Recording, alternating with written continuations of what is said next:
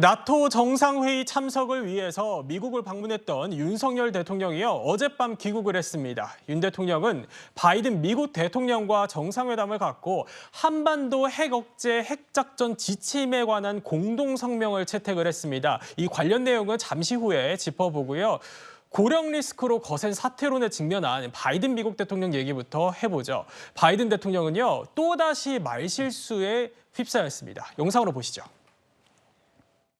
And now I want to hand it over to the president of Ukraine, who has as much courage as he has determination. Ladies and gentlemen, President Putin. President Putin. We're going to beat President Putin. President Zelensky. I'm so focused on beating Putin, we got to worry about it. I'm better. I wouldn't have picked Vice President Trump to be vice president, but I think she was not qualified to be president. So let's start there.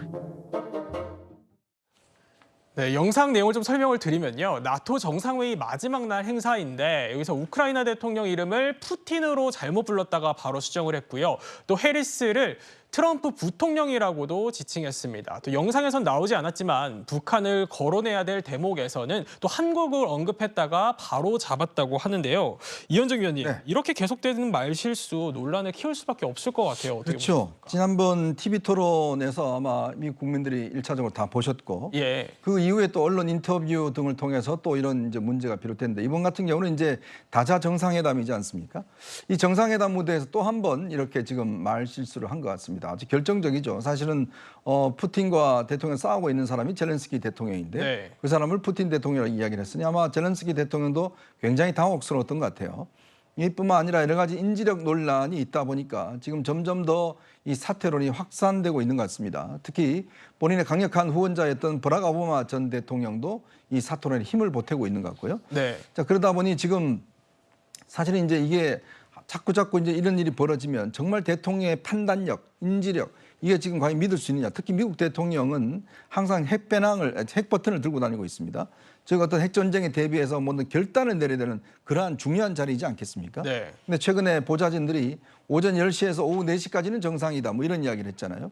그 이후에는 사실상 어떤 면에서 좀 회의나 뭘 하기가 힘들다는 투로 이야기를 한 거거든요. 그랬나요? 예. 그랬을 경우에 과연 미국 대통령으로서 이 힘든 일을 진행해 나갈 수 있을까에 대한 지금 회의론이 커지고 있는 것 같고 특히 네. 고액 기부자들이 점점 더 이제 등을 돌리고 있는 그런 상황이다 보니까 이것이야말로 지금 사면초가다. 8월 19일이면 미국 민주당 전당대회가 있습니다.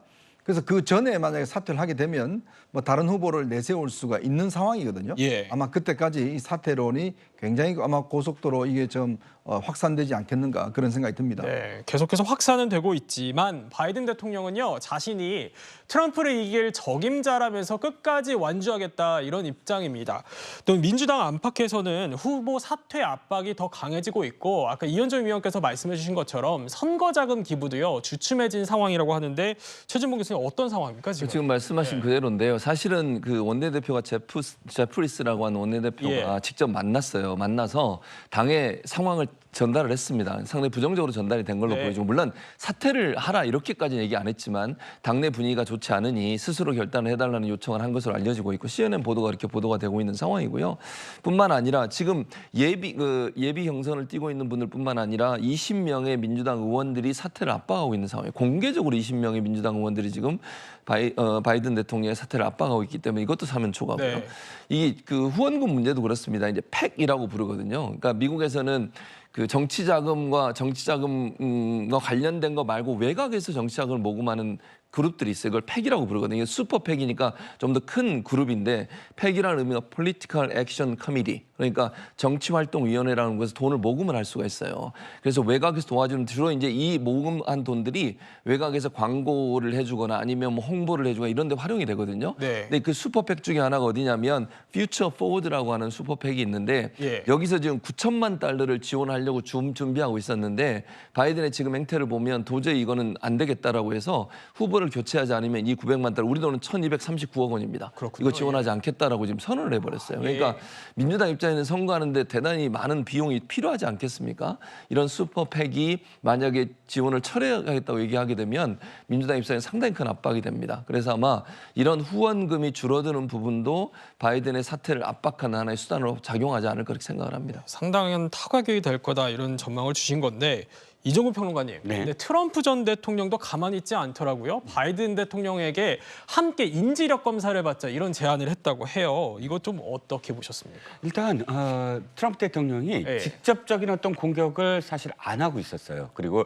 도리어 해리스 네. 부통령을 막 공격한다든지 예. 그러니까 일부러 지금 바이든이 스스로 내려올 수 있게끔 하는 그런 분위기를 조성하다가 지금 말씀하셨듯이 다시 공격을 시작을 했습니다. 인지력 얘기지만 굉장히 부드럽게 얘기를 했어요. 나라를 위해서 해야만 한다. 그리고 자신도 함께하겠다. 그리고 이제부터 모든 후보들은 연령에 상관없이 인지력 테스트를 해야 한다. 이렇게 덧붙였습니다. 이 부분은 사실 좀 뼈아플 거예요. 바이든 대통령은 지금 뭐 속보로 거의 나오는 게 미시간주의 디트로이트 유세에 가서 나는 끝까지 완주하겠다라고 또다시 밝혔다고 합니다. 네. 그런데 지금 굉장히 불리해진 건 맞아요. 조지 클루니라는 굉장히 유명한 배우가 든든한 어떤 후원자였는데 철회했습니다. 낸시 펠런시 물론 하원 의장직을 뭐 그만뒀지만 예. 그럼에도 불구하고 민주당에서 굉장히 큰 영향을 아직도 행사하고 있거든요. 이렇게 지금 말씀드린 사람들이 모두 다